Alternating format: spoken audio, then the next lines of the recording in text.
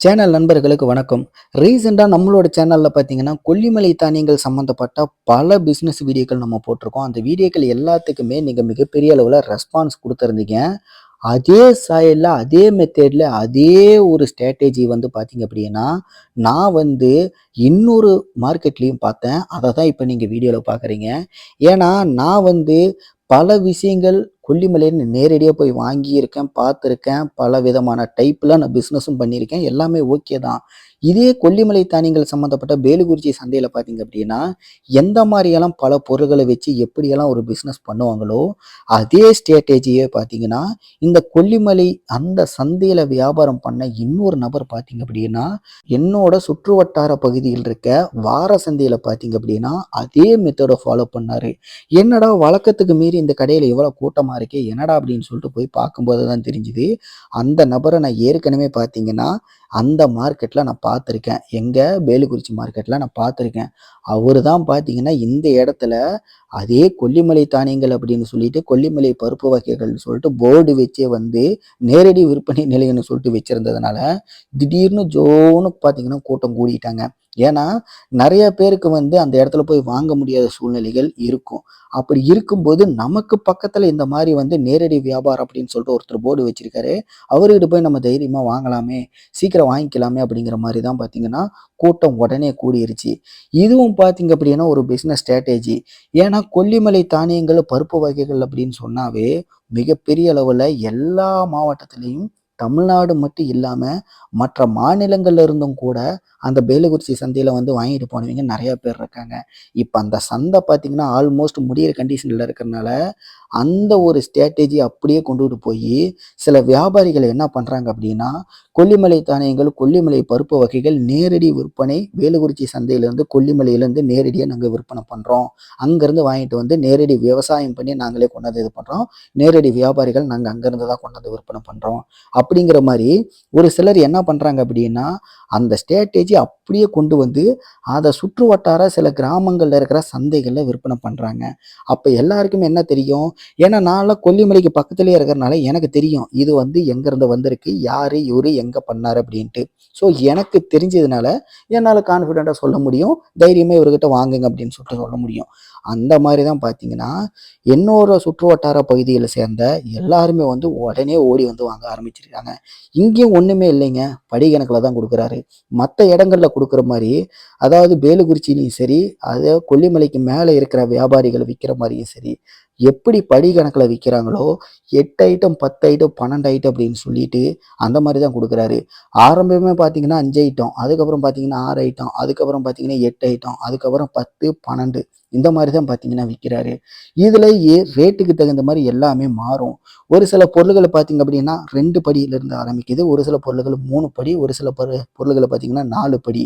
அதிகபட்சமாவே 4 படி தான் போடுறாங்க.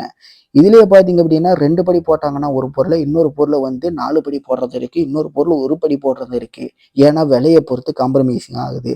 எப்படி பார்த்தாலும் நம்ம படி கணக்குல வாங்குற அந்த பொருள்கள் எல்லாமே பார்த்தீங்கன்னா, மார்க்கெட் விலையோட கம்பேர் பண்ணும்போது, குவான்டிட்டி கிலோ கணக்கோட கம்பேர் பண்ணும்போது கொஞ்சம் கம்மியா இருந்தாலும் கூட, மார்க்கெட் விலையோட கம்பேர் பண்ணும்போது ரொம்ப ரொம்ப இந்த இடத்துல கம்மியா தான் இருக்கு. இந்த மாரி இடங்கள்ல வாங்குனா மட்டும் தான், நாம வந்து ஒரு மளிகை கடைக்கு வாங்குறோமா, இல்ல ஹோல்சேல் பிசினஸ்க்கு வாங்குறோமா, இல்ல ரீபேக்கிங் பிசினஸ்க்கு வாங்குறோமா, எதுக்கு வாங்குறோம் அப்படிங்கிறத பொறுத்து தான், இந்த இடத்துல எவ்வளவு வாங்கணும் அப்படிங்கிறத நம்ம முடிவு பண்ணணும். இந்த மாரி இடங்கள்ல நாம எந்த மாரி இத பிசினஸ் பண்ண போறோம்னு சொல்லிட்டு அத டிசைட் பண்ணி வாங்கிட்டு போகும்போது, அதுக்கு தகுந்த மாரி நம்ம வந்து நமக்கு தேவையான குவான்டிட்டி வாங்குறது மூலியமா, ஒவ்வொரு டைப்லயுமே நம்ம பலவிதமான மெத்தேட்ல இன்வெஸ்ட்மென்ட்டோட கம்பேர் பண்ணும்போது, மார்க்கெட் வேல்யூவோட கம்பேர் பண்ணும்போது நமக்கு அதிக அளவுல லாபத்தை ஈட்ட முடியும். ஒரு பிசினஸ்ங்கிறது என்னது? நமக்கு அதிகமா சம்பாரிக்கணும் அப்படிங்கிறது தான். ஆனா, அது வந்து அளவுக்கு அதிகமா சம்பாரிச்சா, அது வந்து கொள்ளையடிக்கிறது, மக்கள ஏமாத்துறது. அந்த மாரி பண்ணாம, ஒரு ஜென்யூனான மெத்தேட்ல, ஒரு ஜென்யூனான பிசினஸ் பண்ணும்போது, நமக்கு இது மூலியமா கிடைக்கிற லாபங்கிறது ஒரு ரீசனபிளாவும், அக்செப்டபிளாவும் தான் இருக்கும். சில பேர் சொல்லுவாங்க, "உழைப்புக்கு ஏத்த ஊதியம் அப்படிங்கிறது தான் உடம்புல ஒட்டும். உழைப்புக்கு மிஞ்சின ஊதியம் அப்படிங்கிறது வந்து உடம்புல ஒட்டாதுன்னு சொல்லுவாங்கல்ல. அந்த மாரி நாம மக்கள ஏமாத்தி அதிக விலைக்கு வித்தா மட்டும் தான் நமக்கு அது வந்து எந்த பிரயோஜனம் இல்லாம, காசு வந்த வழி தெரியாம போயிரும் அப்படிம்பாங்க. ஆனா பிசினஸ்ன்னு வந்துருச்சு அப்படின்னா, கண்டிப்பா மேக்ஸிமம் நெறைய பேர் பார்த்தீங்க அப்படின்னா நேர்மையா தான் பண்ணுவாங்க. அந்த மாரி நேர்மையா நம்ம பண்றோம் அப்படின்னா, நமக்கு சிறுதுளி பெருவெள்ளம் மாரி சின்ன லாபமா இருந்தாலும் கூட ஹோல்சேலோ, ரீட்டெயிலோ, ரீபேக்கிங்கோ இல்ல ட்ரேடிங்கோ எப்படி இருந்தாலும், அதுக்கு தகுந்த மாரி நமக்கு சிறுதுளி பெருவெள்ளம் மாரி சின்ன சின்ன லாபத்த வச்சு, குவான்டிட்டி அதிகமா விக்கிறது மூலியமா, நமக்கு மிகப்பெரிய அளவுல லாபத்தை ஈட்ட முடியும். ஆக மொத்தம் நாம என்ன பண்ணணும் அப்படின்னா, ஒரு சில பிசினஸ் ஸ்ட்ராட்டஜிய ஃபாலோ பண்ணணும். இப்ப கொல்லிமலை வந்து எந்த மாவட்டத்துல இருக்கு? நாமக்கல் மாவட்டத்துல இருக்கு. அந்த மாவட்டத்த தவிர்த்துட்டு வெளியில நம்ம எங்கேயாவது போறோம் அப்படின்னா, நாம நம்மளோட பிசினஸ் நம்மளுடைய பொருட்கள வந்து வியாபார தந்திரமா சேல் பண்ணணும். அது எப்படின்னா, இந்த கடைக்காரர் எப்படி பண்ணாரு? வேலுக்குறிச்சி சந்தையில, கொல்லிமலையில வியாபாரிகள்கிட்ட நேரடியா வாங்கி, இங்க சேல் பண்ணாரு. அத வந்து இப்ப சந்தை முடியிற கண்டிஷன்ல இருக்கறனால அவர் என்ன பண்றாரு, இப்பவே அத சுற்று வட்டார பகுதியில இருக்கிற சில வியாபாரிகளை, சில மக்களையும் கவர் பண்ண ஆரம்பிச்சிருக்காரு. என்ன பண்றாரு அப்படின்னா, அங்க போயிட்டு அந்த பொருள்கள் எல்லாத்தையுமே கொல்லிமலை நேரடி வியாபாரம், நேரடி பொருள்கள் அப்படின்னு சொல்லிட்டு, அவர் என்ன பண்றாரு, மார்க்கெட்டிங் பண்றாரு. அது மூலியமா என்ன ஆகுது, மற்ற ஏரியாக்கள சார்ந்தவர்களும் உடனுக்குடியா வந்து வாங்குறாங்க. அந்த ஸ்ட்ராட்டஜி தான் எல்லாருமே ஃபாலோ பண்ணணும். இது வந்து ஒரு டிஸ்ட்ரிக்ட்குள்ளேயே இருக்கும்போது, இதே வந்து மற்ற டிஸ்ட்ரிக்ட் அப்படிங்கும்போது என்ன பண்ணணும், நேரடியா வந்து கொல்லிமலையில வாங்குனாலும் சரி, இப்போ வேலுக்குறிச்சி சந்தையில முடியிற கண்டிஷன்ல இருந்தாலும், அங்க போய் இப்போ வாங்குனாலும், ஓரளவுக்கு முன்ன வாங்குனத விட இப்ப விலை கொஞ்சம் கம்மியாவும் வாங்க முடியும். அப்ப அத வாங்கிட்டு வந்து என்ன பண்ணலாம் அப்படின்னா, அதர் டிஸ்ட்ரிக்ட் மக்கள் எல்லாருமே வியாபாரிகள் என்ன பண்ணலான்னா, இந்த மாரி கொல்லிமலையிலிருந்து நேரடியா இறக்குமதி பண்ணுனது, இத வந்து கொல்லிமலை விலைக்கே விக்கிறோம் அப்படின்னு சொல்லிட்டு கொஞ்சம் மட்டும் ரேட் முன்ன பின்ன அட்ஜஸ்ட் பண்ணி குடுத்தாங்க அப்படின்னா, கொல்லிமலை பொருள்களை என்னைக்குமே மார்க்கெட் வேல்யூ இருக்கிறனால, ரொம்ப ஈஸியாவே இது எல்லாத்தையுமே சேல் பண்ண முடியும். அங்க குடுக்குற மாரி, இப்ப படி கணக்குல எந்த அளவுக்கு குடுக்குறாங்க, எந்த மாரி சைஸ்ல படி குடுக்குறாங்க அப்படிங்கிறத நம்ம பார்த்து வச்சுக்கிட்டு, இதே ஒரு ஸ்ட்ராட்டஜிய நம்ம ஃபாலோ பண்ணாலும் கூட, மற்ற மாவட்டங்கள்லயும் இந்த தொழில இதே மாரி ரொம்ப பெரிய அளவுல சக்சஸ்ஃபுல்லா பண்ண முடியும். லாபத்தையும் ஈட்ட முடியும்.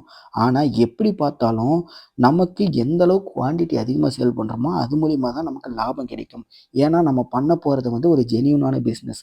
இதே வந்து நம்ம ரீபேக்கிங் பண்றோம் அப்படின்னா, ரூ. 50 பொருள ரூ. 100 கூட மாத்த முடியும். இதே நம்ம வந்து ஹோல்சேல்ல விக்கும்போது ரூ. 50 பொருள ரூ. 55 விக்க முடியும். ரீட்டெயில்ல விக்கும்போது ரூ. 50 பொருள ரூ. 60 விக்கிறாங்க.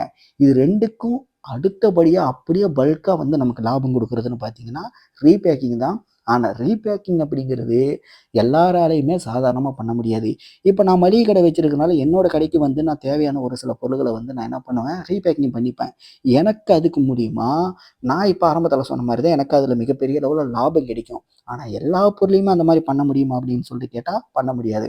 ஒரு சில பொருட்கள மட்டும் தான் பண்ண முடியும். இந்த பருப்பு வகைகள், தானிய வகைகள் எல்லாத்தையுமே ரீபேக்கிங் பண்ண முடியும். கொல்லிமலையில என்ன அதிகமா ஃபேமஸு? இந்த பருப்பு வகைகளும், தானிய வகைகளும். இத வந்து நம்ம ஈஸியா பண்ணலாம்.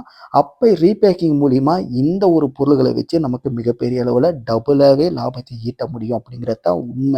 இந்த வீடியோவ நீங்க கடைசி வரைக்கும் பார்த்திருந்தீங்கன்னா, இந்த கொல்லிமலை தானியங்கள் சம்மந்தப்பட்ட பல பிசினஸ் வீடியோக்கள் ஆல்ரெடி நம்மளோட சேனல்ல போட்டிருக்கோம். அது எல்லாமே நீங்க பார்க்கல அப்படின்னா, நம்மளோட சேனல விசிட் பண்ணி பாருங்க.